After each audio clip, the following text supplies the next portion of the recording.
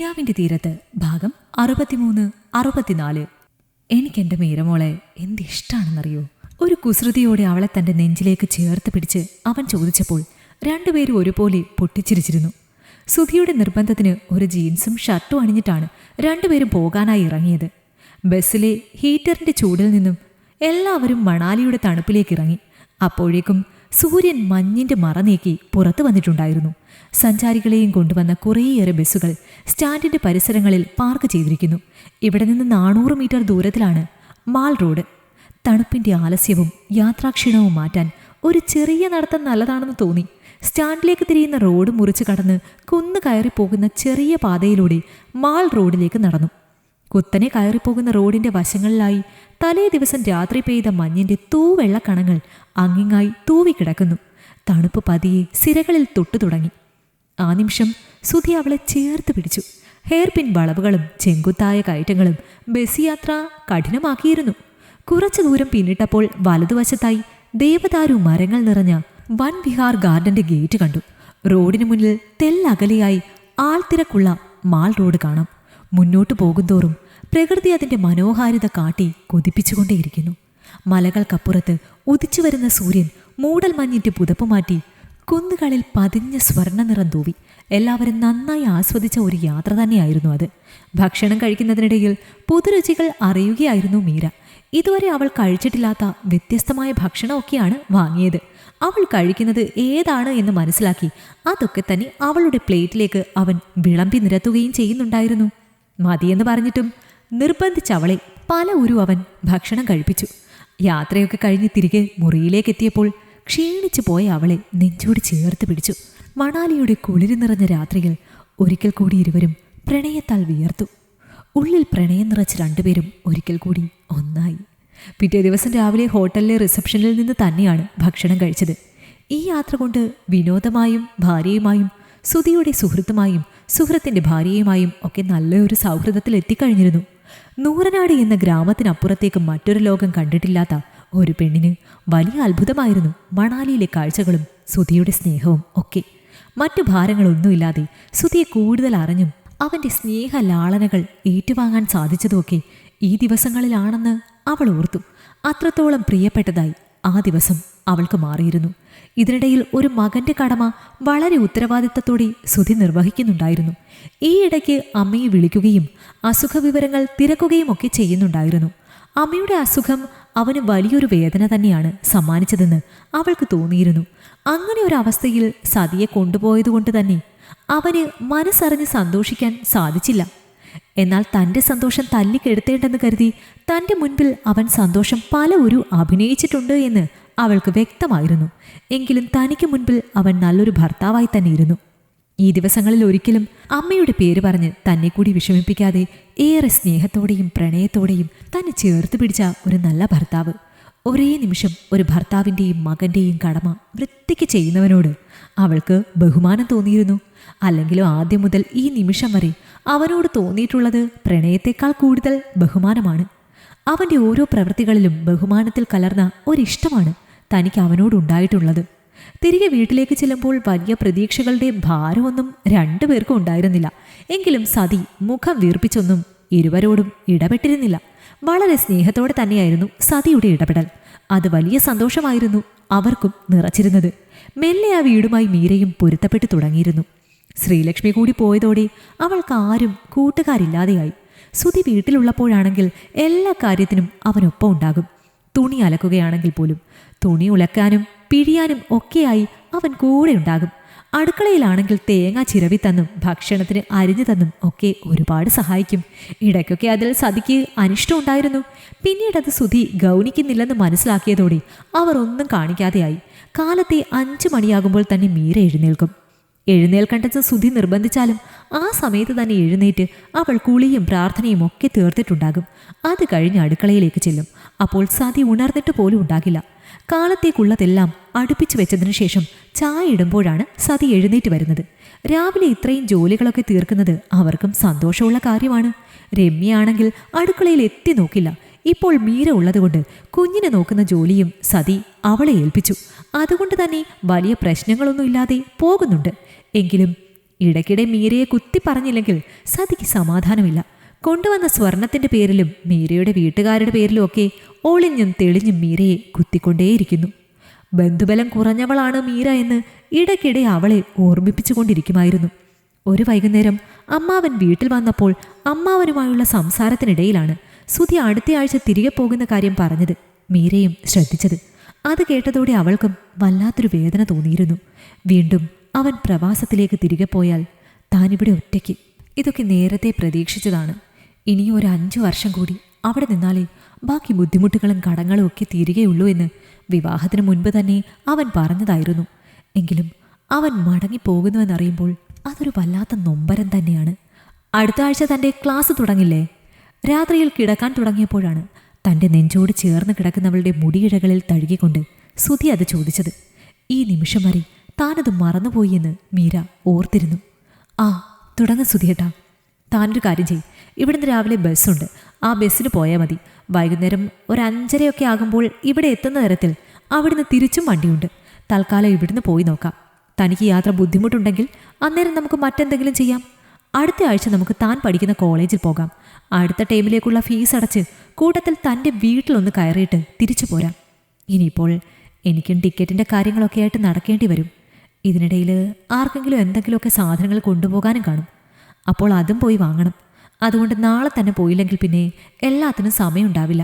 സുധി പറഞ്ഞപ്പോൾ അവളുടെ കണ്ണുകൾ വല്ലാതെ നിറഞ്ഞു പോയിരുന്നു. എങ്ങനെ അവൻ പോകുന്നത് താൻ സഹിക്കും എന്നാണ് അവൾ ചിന്തിച്ചത്. ഞാൻ പറഞ്ഞത് വല്ലതും നീ കേൾക്കുന്നുണ്ടോ മീര? അവൻ ഒരിക്കൽ കൂടി അവളോടായി ചോദിച്ചു. അവൾ ഞെട്ടിത്തരിച്ചതുപോലെ അവനോട് മറു ചോദ്യം ചെയ്തു. എന്താ സുധിയേട്ടൻ പറഞ്ഞത്? കൊള്ളാം, താൻ ഇവിടെയെങ്കിലും അല്ലേ? സുധിയേട്ടൻ പോയാൽ അതോർക്കുമ്പോൾ തന്നെ എനിക്ക് വല്ലാത്ത വിഷമം പോലെ. അവളൊന്ന് വിതുമ്പി. ഇനി ആ മരുഭൂമിയിലേക്കുള്ള യാത്ര കുറച്ച് വേദന നിറഞ്ഞതായിരിക്കുന്നു, എനിക്ക് ഉറപ്പാ. പക്ഷെ പോയല്ലേ പറ്റൂ മോളെ. ഇപ്പോൾ എൻ്റെ കൊച്ച് തൽക്കാലം വേറൊന്നും ആലോചിക്കണ്ട. ഇനി ഒരാഴ്ച കൂടി ഞാനിവിടെ ഉണ്ടല്ലോ. നമ്മുടെ നല്ല നിമിഷങ്ങൾ മാത്രം ചിന്തിച്ചിരിക്കാൻ നോക്ക്. അതും പറഞ്ഞ് അവൻ അവളെ തന്നോട് ചേർത്ത് പിടിച്ചു. അവൻ്റെ കരവലയങ്ങളിൽ അമർന്ന് അവൻ്റെ ചുംബനങ്ങൾ ഏറ്റുവാങ്ങുമ്പോഴും ഈ മുറിയിൽ അവനില്ലാത്ത നാളുകൾ വരുമെന്നും അങ്ങനെ ഉറങ്ങേണ്ടി വരുന്ന നാളുകളെ എങ്ങനെ തരണം ചെയ്യുമെന്നുമായിരുന്നു അവൾ ചിന്തിച്ചത് മുഴുവൻ. പിറ്റേ ദിവസം തന്നെ സുധിയും മീരയും ഒരുമിച്ച് മീര പഠിക്കുന്ന കോളേജിലേക്ക് പോയിരുന്നു. മീര തൻ്റെ സുഹൃത്തുക്കളെയൊക്കെ അവന് പരിചയപ്പെടുത്തി കൊടുക്കാനും മറന്നില്ല.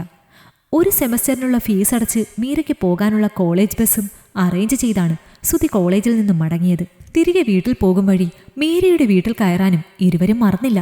മീരയുടെ വീട്ടിലേക്ക് ചെന്നപ്പോൾ തന്നെ അപ്രതീക്ഷിതമായിരുന്നുവെങ്കിൽ പോലും മരുമകനെ സൽക്കരിക്കാൻ മാധവിക്ക് വലിയ താല്പര്യമായിരുന്നു.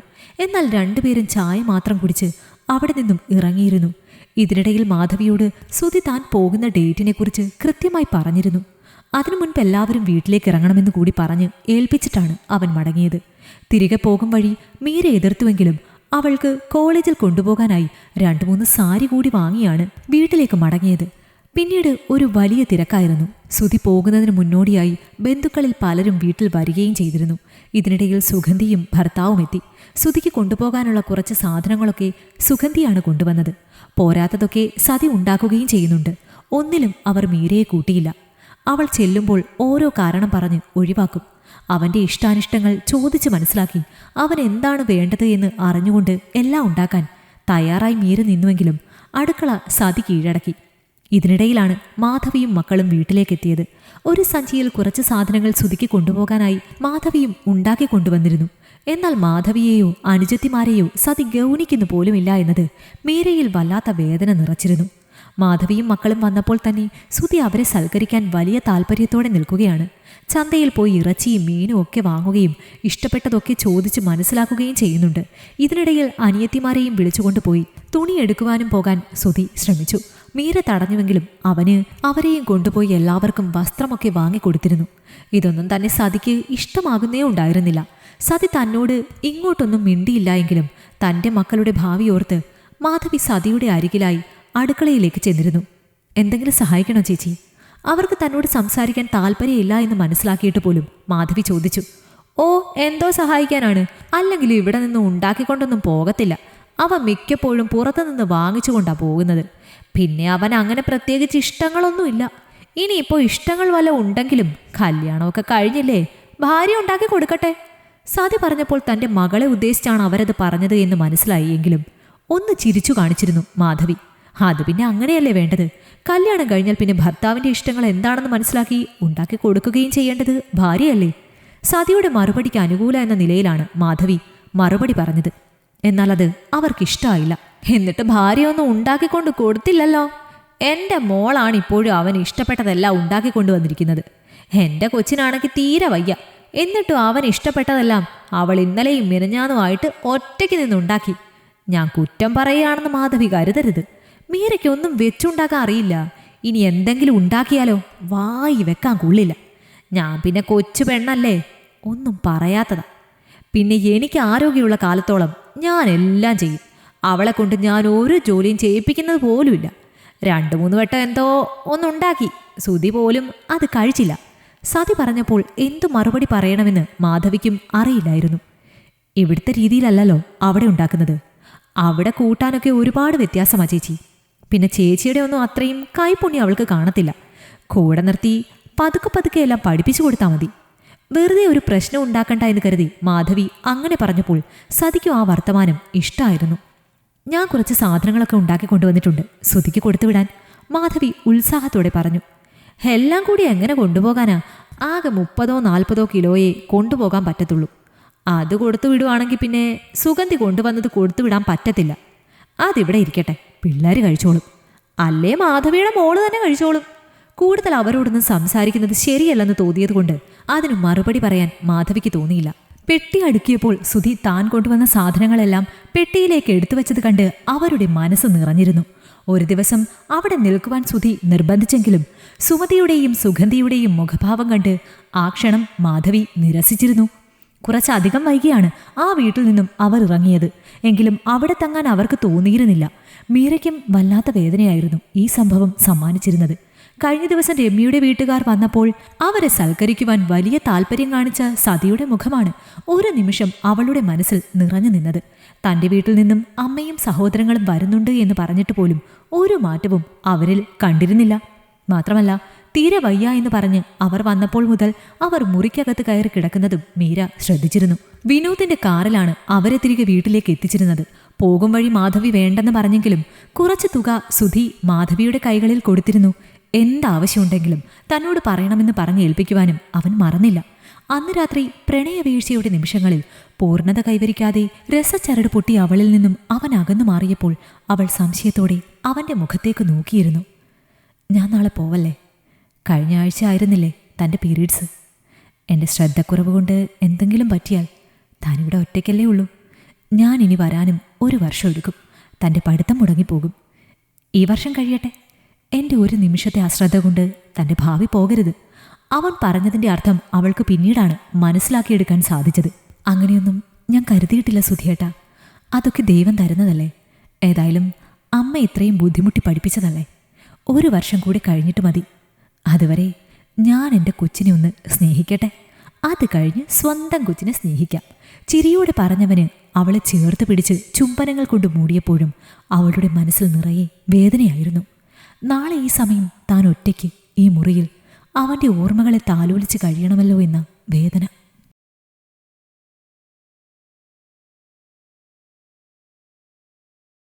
ഈ കഥ നിങ്ങൾക്കിഷ്ടമായെങ്കിൽ ലൈക്ക് ചെയ്യൂ. നിങ്ങളുടെ അഭിപ്രായങ്ങൾ കമന്റായി രേഖപ്പെടുത്തൂ. കൂടുതൽ കഥകൾ കേൾക്കാൻ ഈ ചാനൽ സബ്സ്ക്രൈബ് ചെയ്യൂ.